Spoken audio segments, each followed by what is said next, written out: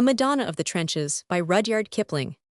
Seeing how many unstable ex-soldiers came to the Lodge of Instruction attached to faith, and works Roman 100 in the years after the war, the wonder is there was not more trouble from brethren, whom sudden meetings with old comrades jerked back into their still raw past. But our round, torpedo-barded local Dr. Brother Keed's senior warden always stood ready to deal with hysteria before it got out of hand, and when I examined brethren unknown, or imperfectly vouched for on the Masonic side, I passed on to him anything that seemed doubtful. He had had his experience as medical officer of a South London battalion during the last 2 years of the war, and naturally often found friends and acquaintances among the visitors. Brother Roman 100 Strangwick, a young, tallish, new-made brother, hailed from some South London lodge. His papers and his answers were above suspicion, but his redrimmed PG 204 eyes had a puzzled glare that might mean nerves. So I introduced him particularly to Keed, who discovered in him a headquarters orderly of his old battalion, congratulated him on his return to fitness, had been discharged for some infirmity or other, and plunged at once into solemn memories. "I hope I did right, Keed," I said, when we were robing before lodge. "Oh, quite," he reminded me that I had him under my hands at Sampo in 18. When he went to bits, he was a runner. "Was it shock?" I asked. "Of sorts, but not what he wanted me to think it was. No, he wasn't shamming. He had jumps to the limit, but he played up to mislead me about the reason of well, if we could stop patients from lying, medicine would be too easy, I suppose."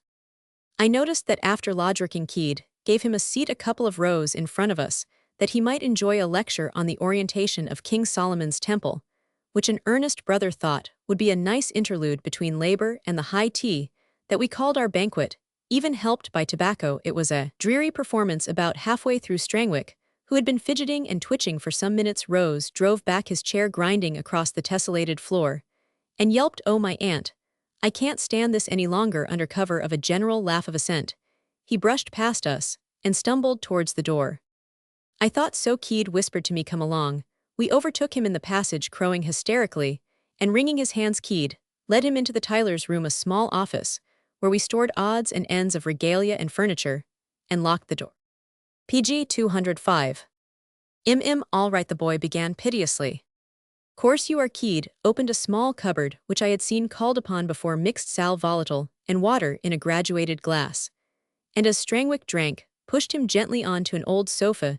"There," he went on, "it's nothing to write home about. I've seen you 10 times worse. I expect our talk has brought things back." He hooked up a chair behind him with one foot, held the patient's hands in his own, and sat down. The chair creaked. "Don't," Strangwick squealed. "I can't stand it. There's nothing on earth creaks like they do, and when it thaws we've got to slap him back with a spade. Remember those Frenchmen's little boots under the duckboards? What'll I do about it?" Someone knocked at the door to know if all were well. "Oh, quite, thanks," said Keed over his shoulder. "But I shall need this room a while. Draw the curtains, please." We heard the rings of the hangings that draped the passage from lodge to banquet room click along their poles, and what sound there had been of feet and voices was shut off. Strangwick, retching, impotently complained of the frozen dead who creak in the frost. "He's playing up still," Keed whispered. "That's not his real trouble any more than 'twas last time."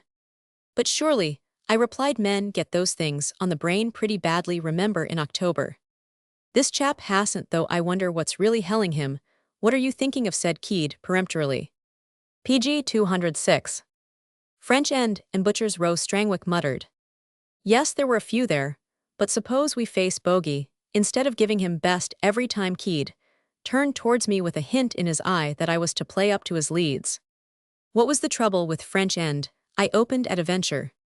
"It was a bit by Sampo that we had taken over from the French. They're a tough, but you wouldn't call 'em tidy as a nation. They had faced both sides of it with dead to keep the mud back. All those trenches were like gruel in a thaw. Our people had to do the same sort of thingelsuher, but Butcher's Row in French End was Thiershowpiece. Luckily, we pinched a salient from Jerry just then and straightened things out, so we didn't need to use the row after November." "You remember, Strangwick?" "My God, yes. When the duckboard slats were missin', you'd tread on 'em and they'd creak. They're a bound to like leather," said Keed.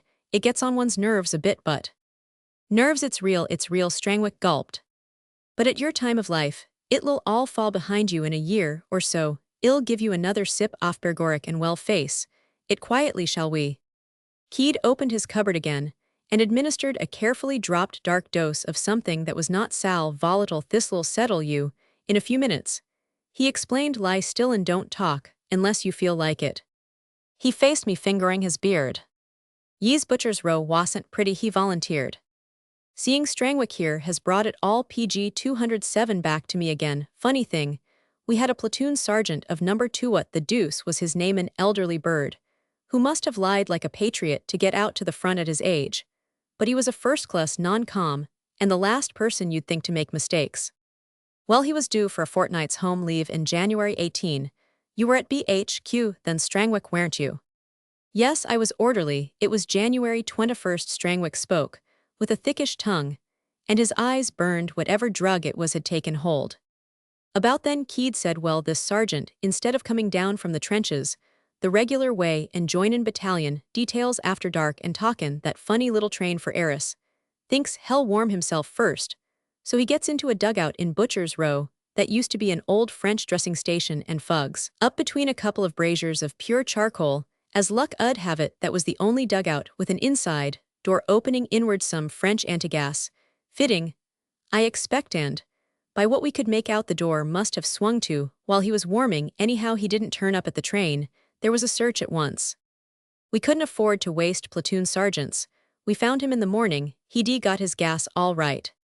A machine gunner reported him, didn't he, Strangwick? No, Sir Corporal Granto, the trench mortars. So it was, yes, Granth, man, with that little wen on his neck. Nothing wrong with your memory. At any rate, what was the sergeant's name? Godso, John Godso, Strangwick answered. Yes, that was it. I had to see him next mornin', frozen stiff, between the two brazier sand. Not a scrap of private papers on him. That was the only thing that PG 208 made me think it might have been quite an accident. Strangwick's relaxing face set, and he threw back at once to the orderly room manner. I give my evidence at the time to you, sir. He passive took me. I should sake him in down from supports, after Id warned him for leaf. I thought he was goin' through Parrot Trench as usual, but he must ave turned off into French End, where the old bombed barricade was. Yes, I remember now. You were the last man to see him alive. That was on the 21st of January, you say now. When was it that Dearlove and Billings brought you to Mechlin out of your head? Keed dropped his hand in the style of magazine detectives on Strangwick's shoulder. The boy looked at him with cloudy wonder, and muttered, I was took to you on the evenin' of the 21st of January, but you don't think I did him in, do you? I could not help smiling at Keed's discomfiture, but he recovered himself. Then what the dickens was on your mind that evening before I gave you the hypodermic? The things in Butcher's Row they kept on common over me. You've seen me like this before, sir. But I knew that it was a lie. You'd no more got stiffs on the brain then than you have now. You've got something, but you're hiding it. How do you know? Dr. Strangwick whimpered. Do you remember what you said to me when Dearlove and Billings were holding you down that evening? About the things in Butcher's Row? Oh no, you spun me a lot of stuff about corpses, PG 209 creaking, but you let yourself go in the middle of it when you pushed that telegram at me. What did you mean, for instance, by asking what advantage it was for you to fight beasts of officers if the dead didn't rise? Did I say beasts of officers? You Roman 999, it's out of the burial service. I suppose then I must have heard it. As a matter of fact, I ave Strangwick shuddered extravagantly. Probably, and there's another think that hymn you were shouting, till I put you under it, was something about mercy and love, remember it? I'll try, said the boy obediently, and began to paraphrase as nearly as possible thus, whatever a man may say in his heart unto the Lord, yea, verily, I say unto you, God hath shown man again, and again, marvelous mercy, on and somethin' or other love. He screwed up his eyes and shook. Now where did you get that from? Keed insisted. From Godswin, the 21st Jan. How could I tell what he meant to do? He burst out in a high unnatural key. Any more than I knew she was dead. Who was dead? Said Keed. Me, Auntie Armand. The one the telegram came to you about at Sampu, that you wanted me to explain, the one that you were talking of in the passage out here, just now when you began, oh Auntie, and changed it to oh God when I collared you. That's her. I haven't a chance with you, doctor.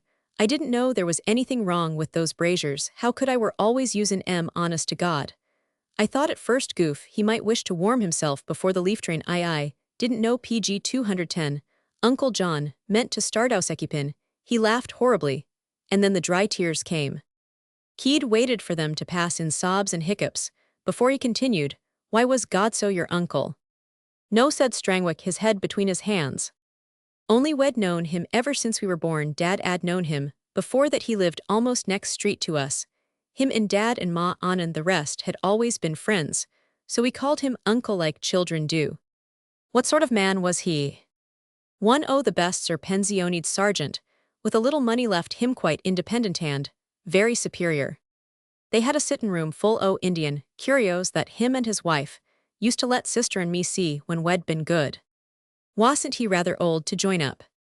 That made no odds to him. He joined up as sergeant instructor at the first goof, and when the battalion was ready, he got himself sent along. He wangled me into his platoon when I went out early in 17. Because Ma wanted it, I suppose." "I'd no notion you knew him that well," was Keed's comment. "Oh, it made no odds to him. He 'ad no pets in the platoon, but Ed write 'ome to Ma about me, and all the doin's." You see, Strangwick stirred uneasily on the sofa. "We'd known him all our lives, lived in the next street, and all in him well over 50. Oh dear me, what a bloody mix-up things are when one's as young as me," he wailed of a sudden. But Keed held him to the point. "He wrote to your mother about you." PG 211. Yes, Ma's eyes had gone bad followin' on air raids. Blood vessels broke behind em from sittin' in cellars and bane sick. She had to ave letters read to her by Auntie. Now I think of it, that was the only thing that you might have called anything at all. Was that the aunt that died, and that you got the wire about?" Keed drove on. "Yes, Auntie Armine, Ma's younger sister, and she nearer 50 than 40. What a mix-up, and if I'd been asked any time about it, I'd ave sworn there wasn't a single solitary item concernin' her that everybody didn't know and hadn't known all along. No more conceal to her doin's than so much shopfront shed. Looked after sister and me when needful, whoopin' cough and measles, just the same as Ma. We was in and out of her house like rabbits. You see, Uncle Armine is a cabinet maker and second-hand furniture, and we liked playin' with the things. She 'ad no children, and when the war came she said she was glad of it, but she never talked much of her feelin's. She kept herself to herself. You understand." He stared most earnestly at us, to help out our understandings. "What was she like?" Keed inquired. "A biggish woman, and had been 'andsome, I believe, but bane used to her. We two didn't notice much, except perhaps for one thing, Ma called her proper name, which was Bella, but Sis and me always called Auntie Armine. C. What for?" "We thought it sounded more like her, like somethin' movin' slow in armor." "Oh, and she read your letters to your mother, did she?" Every time the post came in, shed slip across the PG 212 road from opposite and read on an ill go bail for it. That was all there was to it. For as far back as I remember, was I to swing tomorrow, I'd go bail for that. Tisn't fair of em to ave unloaded it all on me because Becca safe. The dead do rise. Why, what an L becomes of me and all I've believed all me life? I want to know that. I. But Keed would not be put off. "Did the sergeant give you away at all in his letters?" he demanded very quietly. "There was nothin' to give away. Was too busy, but his letters about me were a great comfort to Ma. I'm no good at written. I saved it all up for my leafs. I got me 14 days every 6 months and one over. I was luckier than most that way." "And when you came home, used you to bring em news about the sergeant?" said Keed. "I expect I must have, but I didn't think much of it at the time. I was took up with me own affairs naturally. Uncle John always wrote to me once each leaf tellin' me what was doin' and what I was liable to expect on return, and Ma ud ave that read to her. Then course, I had to slip over to his wife and pass her the news. And then there was the young lady that I'd thought of marryin', if I came through. We'd got as far as prissin' things in the windows together." "And you didn't marry her after all?" Another tremor shook the boy. "No," he cried. "For it ended, I knew what real things really mean. I never dreamed such things could be, and she nearer 50 than 40 and me own aunt. But there wasn't a sign, nor a hint from first to last, so 'ow could I tell? Don't you see it all?" she said to me after me Christmas leaf in 18, when I come to say PG 213 Goodbeal. Auntie Armine said to me, "Was y'all be seein' Mr. Godso soon? Too soon for my likings?" I says, "Well then, tell I am from me." She says that I expect to be through with my little trouble by the 21st of next month, and I am dyin' to see him as soon as possible after that date. What sort of trouble was it keyed, turned professional at once? Shed 'ad a bit of a gatherin' in 'er breast I believe. But she never talked of 'er body much to anyone. I see said Keed, and she said to you. Strangwick repeated tell Uncle John, I hope to be finished of my drawback, by the 21st and I am dying to see I am as soon as 'e can after that date, and then she says laughin', but you've a head like a sieve. I'll write it down and you can give it him when you see Roman 999. So she wrote it on a bit o' paper and I kissed 'er goodbye. I was always her favorite you seein'. I went back to Sampu. The thing hardly stayed in my mind at all you see. But the next time I was up in the front line I was a runner seer platoon was in North Bay Trench, and I was up with a message to the trench mortar there, that Corporal Grant was in charge of followin' on receipt of it. He borrowed a couple of men off the platoon to slew round or somethin'. I give Uncle John Auntie Armand's paper, and I give Grant a fag, and we warmed up a bit over a brazier. Then Grant says to me, I don't like it, and he jerks his thumb at Uncle John, in the bay studyin' Auntie's message. Well, you know, sir, you had to speak to Grant about his way of prophecyin' things after. Rankin shot himself with the very light. I did said Keed, and he explained to me Grant had the second sight confound him. It upset the men PG 214. I was glad when he got pipped what happened after that Strangwick. Grant whispers to me, look you damned Englishman. Ease for it, Uncle John was leanin' up against the bay and hummin' that hymn I was tryin' to tell you just now. He looked different all of a suddinas. If Ed got shaved, I don't know anything of these things. But I cautioned Grant as to his style of speakin'. If an officer eared him, and I went on passin' Uncle John, in the bay nods and smiles, which he didn't often, and he says pocketin' the paper, this suits me. I am for leaf on the 21st too. He said that to you, did he? Said Keed. Precisely the same as passin' the time o' day o' course. I returned the agreeable about hoppin' he did get it, and in due course. I returned to eat quarters, the thing ardly stayed in my mind a minute. That was the 11th January, 3 days, after id come back from leaf. You remember, sir, there wasn't anythin' doin' either side round Sampu the first part o' the month. Jerry was gettin' ready for his March push, and as long as he kept quiet, we didn't want to poke I am up. I remember that, said Keed, but what about the sergeant? I must have met him on and off, I expect, goin' up and down through the ensuing days, but it didn't stay in me mind why needed it. And on the 21st Jan his name was on the leaf paper. When I went up to warn the leafmen, I noticed that o' course now that very afternoon, Jerry had been tryin' a new trench mortar, and before our EVs could out it, he'd got a stinker into a bay, and mopped up Alf a dozen they were bringin' down, when I went up to the supports PG 215, and that blocked little parrot same, as it always Roman 999, you remember, sir. Rather, and there was that big machine gun behind the half-house waiting for you, if you got out, said Keed. I remembered that too, but it was just on dark and the fog was common off the canal, so I hopped out of Little Parrot and cut across the open, to where those 4 dead Warwicks are heaped up.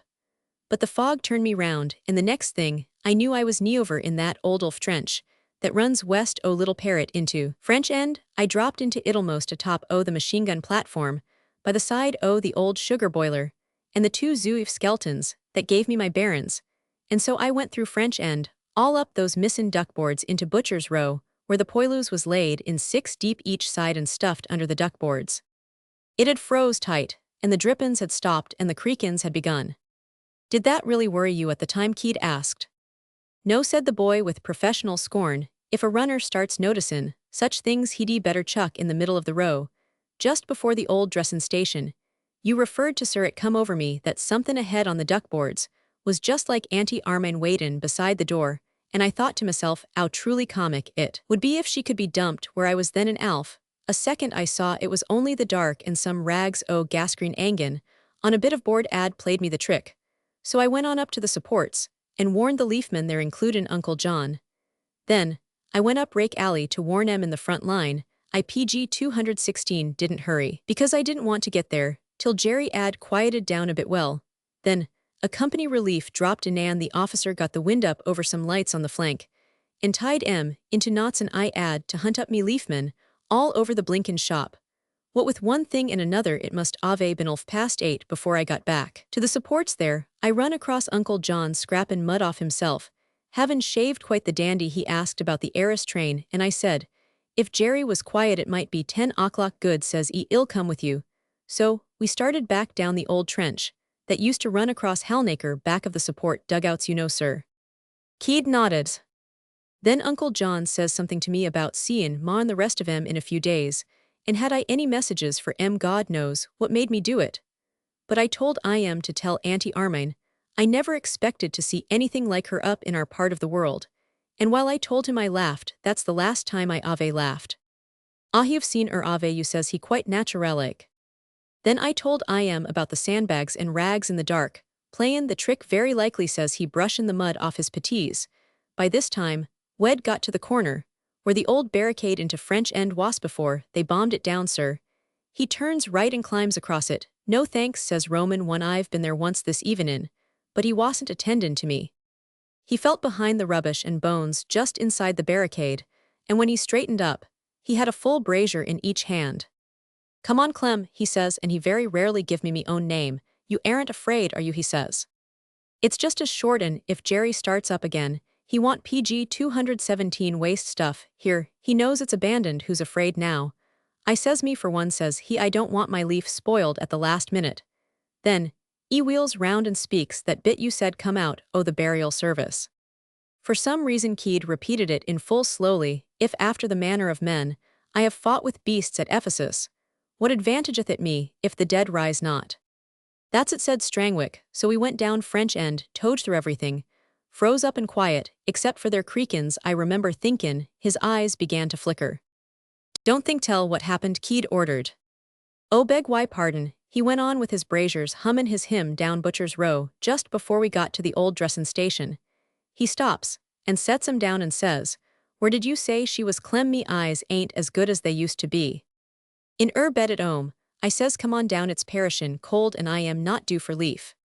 Well says, I am and then give you me word, I didn't recognize the voice stretches out. Is neck a bit in a way add and he says, why Bella says, oh Bella says, thank God says, just like that and then I tell you I saw Auntie Armine herself standin' by the old dressin' station door, where first id thought id seen her. He was lookin' at and she was lookin' at him, I saw it and me soul turned over inside me because it knocked out everything id believed and I add nothin' to lay old of Dicey and was lookin' at as though he could ave at and she was lookin' at the same way out of eyes. Then he says why PG 218 Bella says this must be only the second time we've been alone together in all these years, and I saw half hold out her arms to in that perishin' cold and she nearer 50 than 40 and me own aunt, you can shop me for a lunatic tomorrow. But I saw answerin' to his spoken word. Then he made a snatch to unsling his rifle. Then cuts his hand away saying no don't tempt me Bella we've all eternity ahead of us an hour or two won't make any odds. Then he picks up the braziers and goes on to the dugout door finished with me. He pours petrol on and lights it with a match and carries inside flarin'. All that time Auntie Armine stood with arms out and a look in her face. I didn't know such things was, or could be. Then he comes out and says come in my dear. And she stoops and goes into the dugout with that look on her face. And then shuts the door from inside and starts wedging it up so help me God. I saw and eared all these things with my own eyes and ears.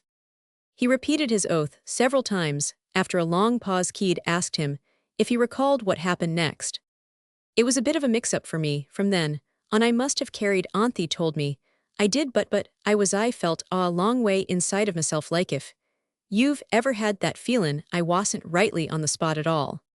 They woke me up sometime next morning because hadn't showed up at the train and someone had seen him with me. I wasn't Alf cross-examined by all and sundry till dinner time. Then I think I volunteered for Dearlove who 'ad a sore toe for a frontline message. I had to keep movin' you see, because I hadn't anything to hold on to whilst up. Their Grant informed me how he'd found Uncle John PG 219, with the door wedged and sandbags stuffed in the cracks. I hadn't waited for that the knock-in when wedged up was enough for me like Dad's coffin. No one told me the door had been wedged Keed spoke severely. No need to black a dead man's name sir. What made Grant go to Butcher's Row? Because he'd noticed Uncle John had been pinchin' charcoal for a week, past and layin' it up behind the old barricade there, so when the unt began, he went that way straight as a string in. When he saw the door shut he knew he told me. He picked the sandbags out of the cracks and shoved his hand through. and shifted the wedges before anyone come along. It looked all right, you said yourself, sir, the door must ave blown to. Grant knew what Godso meant, then Keed snapped. Grant knew Godso was for it, and nothin' earthly could help or endare, he told me so. And then what did you do? I expect I must ave kept on carryin' on, till headquarters give me that wire from Ma about Auntie Armine dyin'. When had your aunt died? On the mornin' of the 21st, the mornin' of the 21st that tore it dicey, as long as I could think I had kept tellin' myself. It was like those things you lectured about at Eris, when we was billeted in the cellars, the angels of Mons, and so on, but that wire tore it. Oh, hallucinations, I remember, and that wire tore it, said Keed. Yes, you see, half lifted himself off the sofa, there wasn't a single gordom thing left Abaddon for me PG 220, to take hold of here or hereafter, if the dead do rise. And I saw him wee anything can a pen, don't you understand? He was on his feet, now gesticulating stiffly. For I saw he repeated, I saw I am an dead, since mornin' time, and he killin' himself before my livin' eyes so's to carry on with for all eternity in. She olden out arms for it. I want to know where I am at look, ere you two I stand we in jeopardy every hour. God knows, said Keed to himself. Hadn't we better ring for someone, I suggested. Hell go off the handle in a second. No, he want it's the last kick up, before it takes hold. I know how the stuff works. Hullo. Strangwick, his hands behind his back, and his eyes set, gave tongue in the strained, cracked voice of a boy reciting. Not twice in the world shall the gods do thus, he cried again and again. And I'm damned if it's goin' to be even once for me, he went on with sudden insane fury. I don't care whether we ave been prissin' things in the windows, let sue. If she likes, she don't know what real things mean. I do, I've 'ad occasion to notice no, I tell you ill. Ave when I want and be done with but not till I see that look on a face, that look I am not talkin', any the real things, life and death, it begins at death, see. She can't understand. Oh, go on and push off to hell, you and your lawyers, I am fed up with it, fed up. He stopped as abruptly as he had started, and the drawn face broke back to its natural, irresolute lines. Keed, holding both his hands, led him back to the sofa PG 221, where he dropped like a wet towel, took out some flamboyant robe from a press, and drew it neatly over him. Yees, that's the real thing at last, said Keed. Now he's got it off his mind. Hell sleep, by the way, who introduced him? Shall I go and find out, I suggested. Yes, and you might ask him to come here, there's no need for us to stand to all night.